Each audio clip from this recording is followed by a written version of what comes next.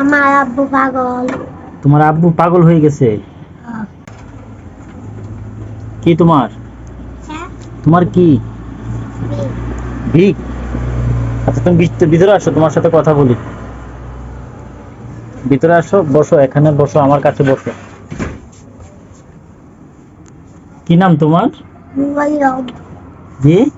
মরিয়ম। মরিয়ম। তোমার বয়স কত? 10। 10 বছর। তোমার গ্রামের বাড়ি কোথায়? বাড়ি কোথায় তোমার? হবিগঞ্জ মাধব। হবিগঞ্জ মাধবপুর। আচ্ছা আচ্ছা, এখানে কার কাছে থাকো? না, আমার আম্মার কাছে থাকে। তোমার আম্মুর কাছে থাকো। তোমাদের বাসা কোথায়? শিবগঞ্জ মজুমদার পাড়া। শিবগঞ্জ মজুমদার পাড়া। তো এখানে কেন আসছো? ভিক্ষা করতে আসছো? হ্যাঁ। ভিক্ষা করতে আসছো, তোমারে কে পাঠাইছে ভিক্ষা করতে? আমার আব্বু পাগল। তোমার আব্বু পাগল হয়ে গেছে? হ্যাঁ। তো তাতে কি হয়েছে? তুমি ভিক্ষা করতে আসছো কেন? তোমার আব্বু কি করতেন? আগে রিক্সা হয়তো, আগে রিক্সা চালাইতো। এখন কি করে? এখন পাগল হয়ে গেছে। পাগল হয়ে গেছে। তোমাদের ভাই বোন আছে আর? আছে। আর 3 ভাই আছে। আরো 3 ভাই আছে? হ্যাঁ। ভাইরা কত বড়? কত বড় তার, কত বড়। এত বড়? তুমি কি সবার বড়? হ্যাঁ। তোমার আম্মু আছেন? আছে। কি করে তোমার মা? আমার আম্মু বাসায় কাজ করে। বাসায় কাজ করে। তো তোমার কি এইভাবে মানুষের কাছে ভিক্ষা না চাইলে হয় না? তোমাকে পাঠাইছে কে ভিক্ষা করার জন্য? আমার আম্মু। তোমার আম্মু। এগুলো করা তো ঠিক না। তাছাড়া তুমি তো মোটামুটি বড় হয়ে গেছো, দেখতেও তুমি মাশাআল্লাহ কত সুন্দর একটা মেয়ে। তুমি যদি এভাবে ভিক্ষা করো, তাহলে তো মানুষ তোমাকে নিয়ে অনেক রকমের বাজে মন্তব্য করতে পারে বা তোমার কোনো ক্ষতিও করতে পারে। বুঝছো? তুমি হারিয়ে যেতে পারো, মানুষ তোমাকে ধরে নিয়ে যেতে পারে। ঠিক বলছি না? তোমার কি উচিত এভাবে রাস্তায় রাস্তায় ঘুরে ঘুরে ভিক্ষা করা? না।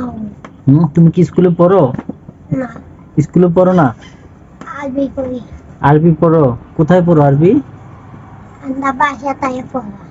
তোমাদের বাসায় এসে পড়ায়? তুমি কতদিন দুপুরবেলা পড়ায়? তুমি কতদিন যাবত এভাবে ভিক্ষা করো? আজকাল আইলাম। আজকে আসছো? তোমার মা কি জানে? তোমার মা জানে? জানে। আচ্ছা, এগুলো করা যাবে না, ঠিক আছে? এগুলো খুব খারাপ একটা কাজ। কারোর কাছে কোনো কিছু চাওয়া যাবে না, ঠিক আছে? তুমি তো মেয়ে মানুষ, বাসা থেকে বের হওয়া যাবে না, ঠিক আছে? বাসায় থাকতে হবে। আমার পাশে যে মেয়েটাকে দেখতে পাচ্ছেন, মেয়েটার বয়স আনুমানিক 10 থেকে 12 বছর হবে। দেখেন মাশাআল্লাহ, দেখতে কত সুন্দর, একদম কিউটের ডিব্বা। কিন্তু কোনো একটা কারণে তার বাপ হয়তোবা একটু শারীরিকভাবে অসুস্থ হয়ে পড়েছেন এবং মানসিকভাবে উনি অনেকটা অসুস্থ। যে কারণে মেয়েটা মানুষের দ্বারে দ্বারে গিয়ে ভিক্ষা করে সহযোগিতা চায়। আসলে এত সুন্দর একটা মেয়ে ভিক্ষা করে মানুষের দ্বারে দ্বারে গিয়ে সহযোগিতা চায়, এটা আসলে মেনে নেওয়ার মতো না। আমি ব্যক্তিগতভাবে মেনে নিতে পারছি না। আর মেয়েটার বাসা হচ্ছে গিয়ে সিলেট মজুমদার পাড়া, শিবগঞ্জ। এখন আপনারা যদি কেউ এই মেয়েটাকে সার্বিক কোনো সহযোগিতা করতে চান, মেয়েটার পরিবারের পাশে দাঁড়াতে চান, আপনারা দাঁড়াতে পারেন। তোমার বাসা যেন কোথায় আরেকবার বলো? শিবগঞ্জ মজুমদার। শিবগঞ্জ মজুমদার পাড়া, তাই না? তোমার আব্বু কি একটু মাথায় সমস্যা তোমার আব্বু, তাই না? আচ্ছা, তোমার কি বড় কোনো ভাই নাই? সবাই ছোট। আচ্ছা, যাই হোক, মেয়েটার বড় কোনো ভাই নাই, ইনকাম করার মতো তেমন ওদের কোনো ইনকাম সোর্সও নাই। ওনার মা আছে, মেয়েটার মা অন্যের বাড়িতে কাজ করে যা কয় টাকা পায় তাই দিয়ে হয়তো ওদের সংসার চালায়। আর অন্যের বাড়িতে কাজ করলে তেমন একটা টাকা পয়সা পাওয়া যায় না। যাই হোক, আপনারা যে যার মতো যার যার অবস্থান থেকে যদি এই মেয়েটাকে সহযোগিতা করতে চান, তাহলে মেয়েটার সাথে যোগাযোগ করতে পারেন। তোমাদের বাসা শিবগঞ্জ মজুমদার পাড়া কোথায়? কালীবাড়ি। কালীবাড়ি। আচ্ছা, তোমার আব্বুর মোবাইল নাম্বার আছে? আমার আম্মু। হ্যাঁ, আছে, বলতে পারো মোবাইল নাম্বার? আচ্ছা, যাই হোক, আজকের মতো এখানে রেখে দিচ্ছি। আপনারা যদি মেয়েটাকে সহযোগিতা করতে চান তাহলে করতে পারেন।